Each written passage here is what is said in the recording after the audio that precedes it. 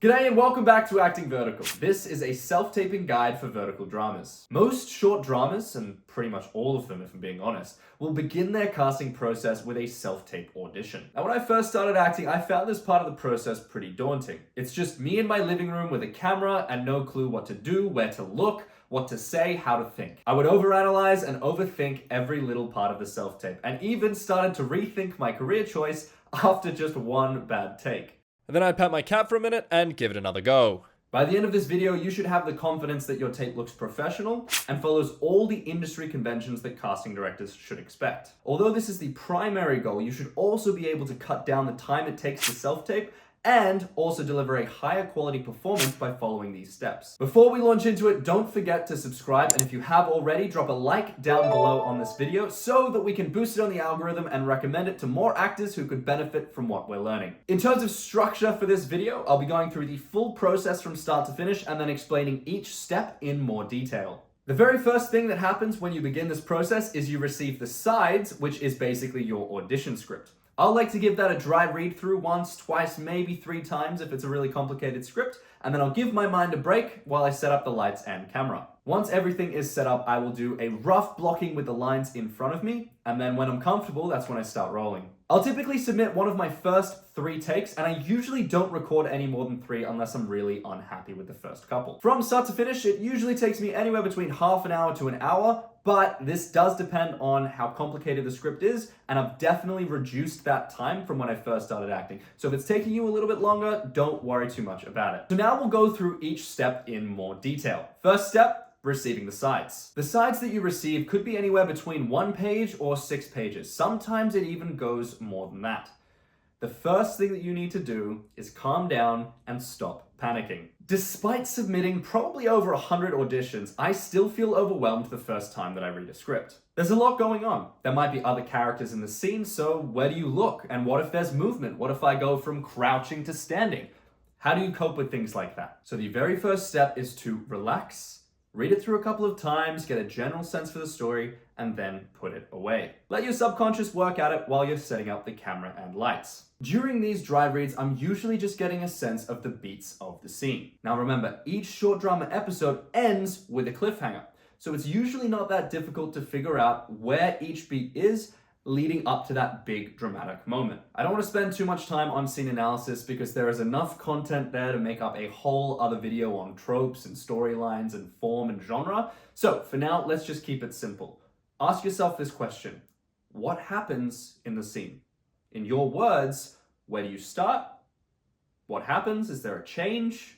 And then where do you finish? Beginning, middle, and end. And if you feel comfortable breaking up the scene into even smaller beats, feel free to do so as well. With all that thinking happening in the back of my mind, that's when I start setting up the lights, the camera, decide on costume and hair, whether I want to wear shoes or not wear shoes, is it in the shot, does it matter? Those kind of like general small questions that don't actually affect the self-tape that much. Speaking of hair, I'm gonna go get this hair out of my eyes. Now that my hair is literally out of the way, let's talk about the setup. For lighting, I recommend having 2 box lights, and that's the lighting setup that I have right now. I have 1 light here, 1 light there on either side of the camera. You can use a ring light that goes around the camera, and that works as well, but box lights just soften it a little better and allow the camera to see your eyes without having a little ring inside of it. You can usually get a ring light for $20 to $30 on Amazon. Box lights are a little bit bigger and usually set you back anywhere between $50 to $100. If you're paying any more than that, it's probably more professional than you realistically need for a home studio setup. Ideally, your lights will have a warm, cold, and neutral light setting, and also a remote or dimmer switch to change the brightness. I'll set up my tripod with 2 box lights on either side. Experiment with your selfie cam on what works best for you, how far you want to be from the wall, how light or what kind of tone you want from the box lights, but just try and see what works best for you in your space. I do encourage you though to remember where you set up the camera and the lights just roughly so the next time it's easier to set up. You do not need to purchase an expensive camera. If you have any modern phone, this camera will be good enough. It's a similar story for the microphone. Unless your phone's microphone is broken, the audio is probably going to be good enough for a self-tape. To give you a little bit of comparison, this is what I sound like in my studio streaming mic, which is a Rode NT2A. This is the setup that I'm using right now for this video, and although it's probably not professional enough for me to send it to Netflix, it is good enough to figure out whether or not I am suitable for the role that I'm auditioning for. Now for the big question, should you tape in horizontal form or in vertical? Now, I like to keep it simple and I tape vertical for vertical, horizontal for horizontal. But you don't always know, so I do recommend, if you're unsure, tape horizontal because that's the traditional industry standard. You can always ask the casting director what they would prefer, and in fact, I encourage you to do so, and whatever they say, always follow those directions. If you receive any specific instructions from the casting director, please do what they ask. They are the person that you are sending the tape to, and if you do anything other than what they say, it just shows that you weren't professional enough or didn't care enough about the role to follow their simple instructions. And if you're unsure about anything, always just clarify quickly. Once my camera and lighting is all set up, that's when I will block the scene and relearn my lines as I do it. Now, I'll have my own video on how I learn lines and the method that I like to use. If you have a method that works for you, that's great, and I encourage you to continue to use that. But quickly, when I learn my lines, I like to attach them to the beats of the story. Especially given how fast verticals are, that helps me when I know what's happening in the scene. That helps me to attach the lines to each particular story beat, so even if I don't get the exact words, it'll tell me roughly what I need to say and when. The benefit that you have when you're shooting a self-tape is that if you mess up a line, there's absolutely no pressure. You just take a second, start from the beginning, and go again. Self-tapes are a perfect opportunity for you to try out new ways of learning lines. If you want to try out my method or another method that you've seen online, there are hundreds, maybe thousands of creators that have given particular ways of learning lines. But if you want to try those during a self-tape, it is the most low pressure environment that you will ever experience. Once you get on set, you've got the pressure of the director, your co-stars, the camera operators, everything that's going on. It is very difficult to try new methods. So if you want to be creative or you don't really know what method works for you, this is your time to experiment. If my line learning method doesn't make sense to you, don't worry, I will have a future video out on it soon. When blocking, it's important that you make decisions. Now, I'm all for spontaneous action, and improvisation can actually add a lot to your performance. However, you need a foundational set of circumstances to help bring you into that moment. I won't focus too much on developing a character in this video, but I will be talking about the technical side of self-taping. First and foremost, the simplest way to show that you are a professional actor in your self-tape is to position your eyeline close to the camera. Now, this could be this side of camera or the other side of camera, but it's only roughly that far away from it, and it could even go closer than that. So if you're a little bit closer or a little bit further away, it doesn't need to be super specific, but just don't position it this far away.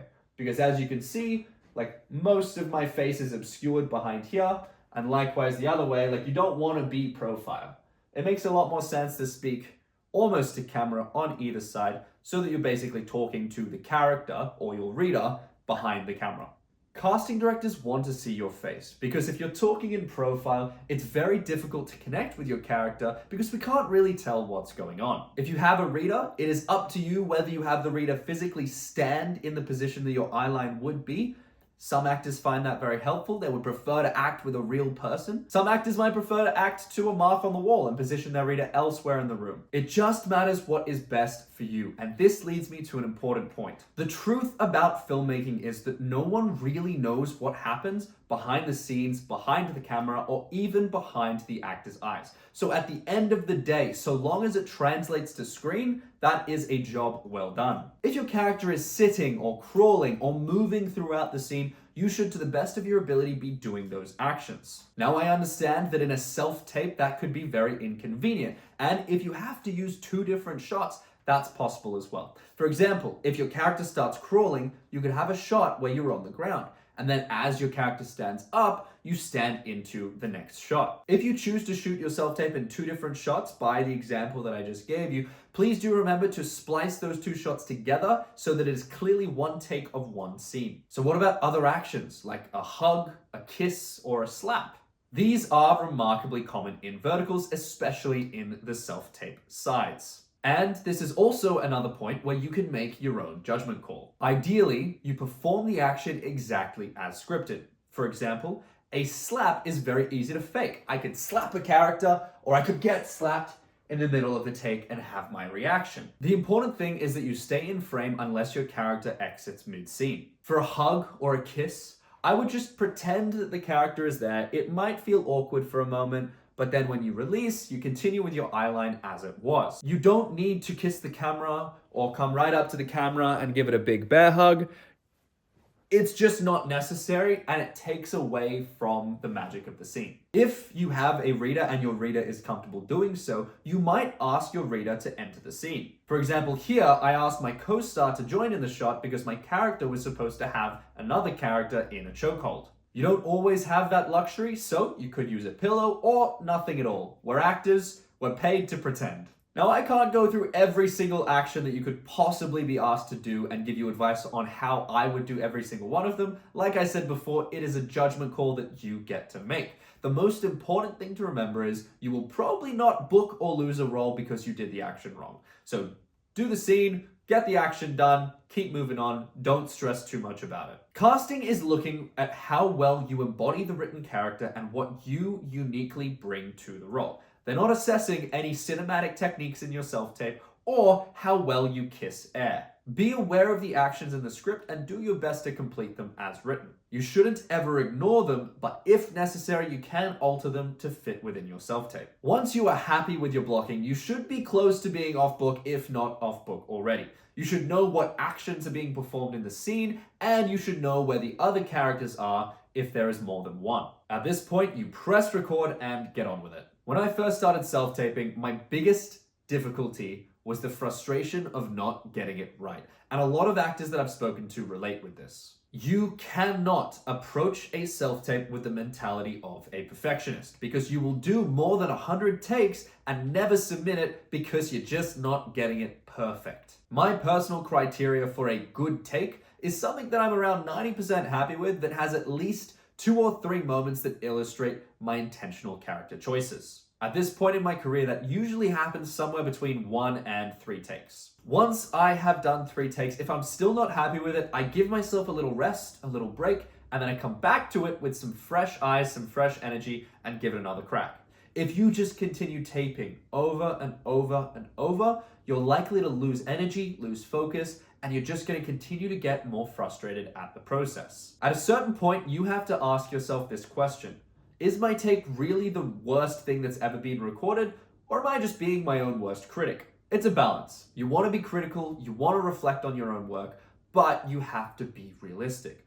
I found that especially early on in my career, sending my tape to a friend, asking my reader what they thought of the performance, or if you have a coach, sending it to your coach and asking for their feedback. If you're really struggling to evaluate your own work, getting a second opinion can be really helpful, especially if you are a beginner. An additional thing to consider, and this plays into how much time and energy it's going to take for you to audition, is whether or not you want to submit 2 takes. You are more than welcome to submit a second take to the casting director, unless they've explicitly told you not to. The only caution I will give you in submitting a second tape is to make sure that it is distinctly different from the first. Casting directors don't want to see 2 pretty similar takes of basically the same thing. So, for example, I might submit a safe take where I follow the tropes and the classic ideas of what a male hero or a male villain are in verticals. And then I might do a bit of a risky take where I make a bit more of a bold choice in my characterization and I go a little bit more intense. Those are really fun, and they show a different side to the character that casting might not even know that they want.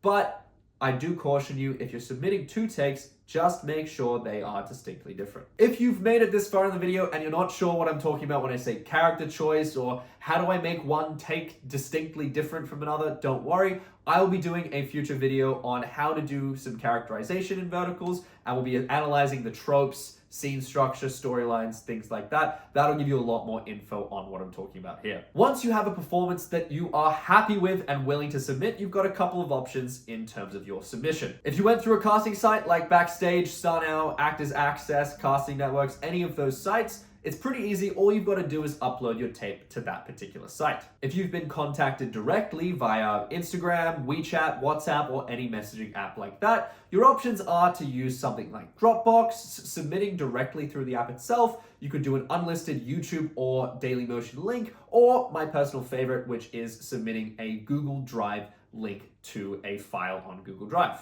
As with all of these suggestions I'm coming up with, you are more than welcome to ask the casting director what is their preference. They might prefer Google Drive, they might prefer a YouTube link. Whatever works best for their method, you want to make their life as easy as possible where you can. And once you have submitted, that is the end of the casting process. However, it is not the end of the job for you. You should definitely check that they received the file, and if they don't respond immediately, give it a day or so, and then follow up and make sure they have received it. Now, this is obviously not necessary if the casting platform itself is where you've uploaded the file, because you should have a little message from the casting platform that it has been submitted and sent through to the casting director. This only really applies if you're submitting direct through a messaging app or something similar. In a perfect world, you would get a yes or a no to every single casting you submit for. Whether you do a self-tape or not, that would be really nice.